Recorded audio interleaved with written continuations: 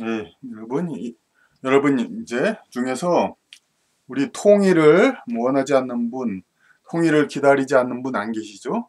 저희도 우리 모두 다 이제 바라는 것이 이제 통일인데, 그런데 이제 지구상에 우리 예전부터 분단 국가의 대표적인 국가로는 그 한국이 있고, 그리고 독일이 있고, 월남이 있죠. 네, 저희 월남이라고 되었습니다. 그래서 베트남이라고도 합니다만. 그리고 옛날에는 또 그 비슷한 경우의 나라들이 있었습니다. 또 미국이 있었고, 이스라엘이 있었고, 예멘, 뭐 이런 나라들도 남북으로 다 잠시 갈라졌던 것은 다 마찬가지였죠. 특히 이제 미국은 이제 남북 전쟁을 통해서 남북 통일을 한 다음에 그 다음에 부강한 나라가 되기 때문에 이렇게 남북 통일이라는 것은 오늘날 우리에게 아주 그냥 아주 귀중한 명제가 되는 것 같습니다.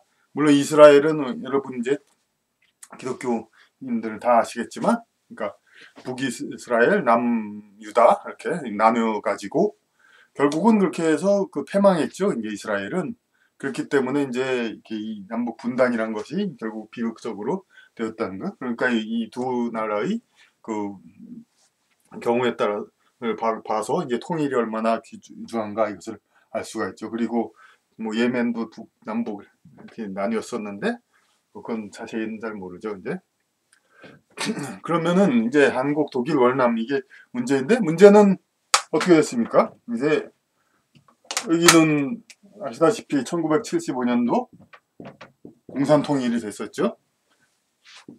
그래서 우리가 바라는 올바른 통일은 아니지만 어쨌든 그 통일의 대상에서 사라졌습니다.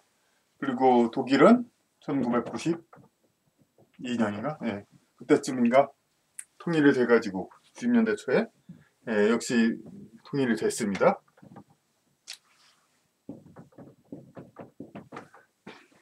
그럼 한국은 이제 2014년인데 20년이 지나서 통일이 한 번 되고 다시 20년 지나서 한국도 이제 통일이 돼야 하는데, 그런데 뭐 어느 날 갑자기 통일이 될 수는 있습니다만은 아직 뭐 우리가 보기에 투명한 그런 비전은 나와 있지가 않죠. 근데 통일의 당위성은 이제 모두가 동의하나, 그러니까 이렇게 한국은 지지부진 늦어지고 있습니다. 그런데 이걸 가지고 이 지구상의 모든 나라들이 다 통일하고 있는데 왜 이 한국만 남아가지고 이렇게 나느냐, 마치 그냥 진짜 그냥 화장실 말이듯이 그냥 아주 이 참 세계적으로 창피하고 이렇게 뭐 문제가 있다 뭐 그렇게 그런 마음들을 많이 갖게 됩니다 우리가. 그래서 그런데 우리가 이제 독일, 월남, 혹은 다른 나라들처럼 그런 분단과는 또 다른 우리 나름대로의 환경 그걸 또 봐가지고 우리가 왜 통일이 이렇게 그들처럼 쉽게 이루어지지 않는가를 좀 보고, 그러니까 우리 대한민국에서의 통일에 따르는 제 문제를 우리가 좀 파악한 다음에 해결 방안을 찾아야 합니다. 이제 그러니까 우리가 왜 통일이 안 된다를 알아가지고 통일이 안 된다는 걸 가지고 우리가 뭐 우리 한민족이 뭐 그 사람들보다 뭐 문제가 있다는 게 아니라, 그리고 통일이 되어도 이제 문제가 있을 수가 있습니다. 가령 영국과 스코틀랜드, 영국과 스코틀랜드도 역시 이제 지금 뭐 통일을 몇백 년을 통일돼서 사는데도 지금 또 무슨 따로 살자느니 그런 얘기 나오죠. 예, 이런 이야기들을 두고 봐도 통일되고 난 다음에도 또 문제가 또 여러 가지 있을 수가 있습니다. 그러니까 이런 이야기들, 이런 영국에서 물론 이제 스코틀랜드 독립 그것도 이제 무산됐고 비교적 이제 잘 이제 해나가고 있습니다만 그만큼 준비가 잘 돼 있다는 거고, 어쨌든 이런 문제들이 자꾸 생길 수가 있으니까 이런 걸 우리가 미연에 방지해야 됩니다. 통일되기 전에. 통일된 후에 또 그런 문제가 있으면 정말 잘못했습니다. 그래서 한반도의 통일을 방해하던 이유와 그 통일이 되어도 있을 문제들을 다 이제 우리 살펴보는데, 다만 여기서 이제 가장 중요한 것이 군사적인 문제들인데 북의 군비하고 남북의 군사 대치, 이거는 저희가 같은 사람들이 이제 어떻게 손댈 수가 없는 거기 때문에 군사적인 문제들 이런 건 일단 제외하고 이제 얘기를 해보도록 하겠습니다. 그럼 20세기 분단 국가는 왜 생겨났나? 이거는 다 그 2차 대전 이후에 생겼죠. 독일은 미영소불 해가지고 그러니까 소련이 이만큼 점령하고, 그러니까 2차 대전 승전국이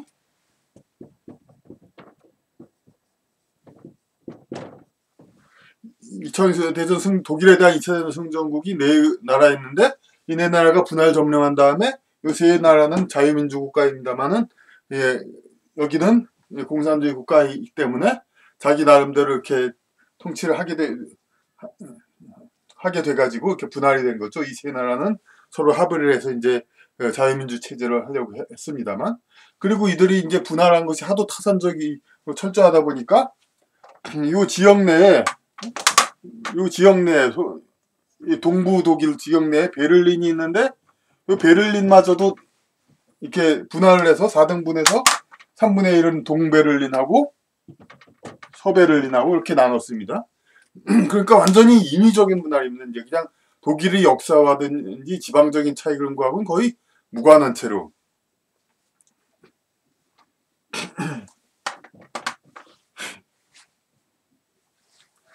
그러면 이제 어떻게 됐냐. 이제 2차 대전이 그러니까 연합군의 승전으로 됐는데 전쟁의 승전은 패전지에 자신의 후손을 많이 심고자 합니다. 이것은 무슨 얘기냐면 과거에 징기스칸의 뭐 정복이라든지 그런 옛날의 정복들이 전부 다 그런 식으로 했습니다. 그러니까 패전 지역을 남자들을 많이 죽이고 거기다가 이제 자기들의 후손을 이제 뿌리는 것이 다 이제 아메리카의 점령, 남부 아메리카 다 포함되어 있죠. 그런 식으로 이제 승전자들은 패전자 지역에다가 자기 자손을 다 이제 심는 것이 그러니까 그 승전에 대한 전리품, 결과물이었습니다. 그러니까 자기들이 이 세상의 땅에서의 세력을 넓히려는 것이죠. 그런데 근대 이후로는 인도주의가 발달돼서 이런 아무리 승전국이라도 패전 지역을 갖다가 이게 전쟁 중을 제외하고는 이렇게 죽인다는 거는 있을 수가 없는 일이죠. 양민들을 그냥 이제 단지 승전자라고 해서 이게 가서 양민 학살은 이건 이제 물론 지금도 없지 않습니다만은 어쨌든 그것은 이제 문화적인 국가들은 할 수가 없게 되었습니다.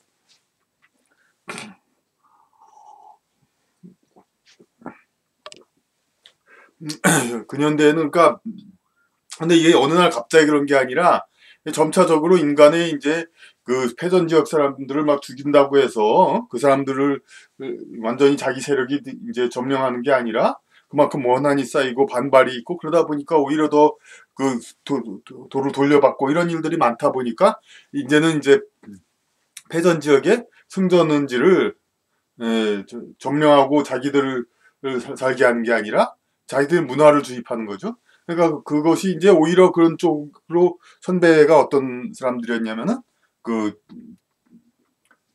중국의 역사였죠. 중국의 북방민족 이제 몽고족은 한 송나라를 점령한 다음에 어떻게 했습니까? 그러니까 그 송나라가 점령한 다음에 이 몽고족의 몽고 문자 있죠. 소리 글자 그거를 이제 원나라의 그 공식 문자로 해가지고 그 한자를 억압을 했습니다. 그러니까 소리 글자 자기네들의 문자가 이제 그 국가적인 이제 중요 글자를 했어. 하지만 그걸로는 이제 역시 통치 학문적인 그 바탕이 없으니까 통치가 안 되니까 문돈 한족 이제 관리들을 많이 고용하고 그랬습니다만은 이제 그 주류 핵심은 전부 몽고족이었죠.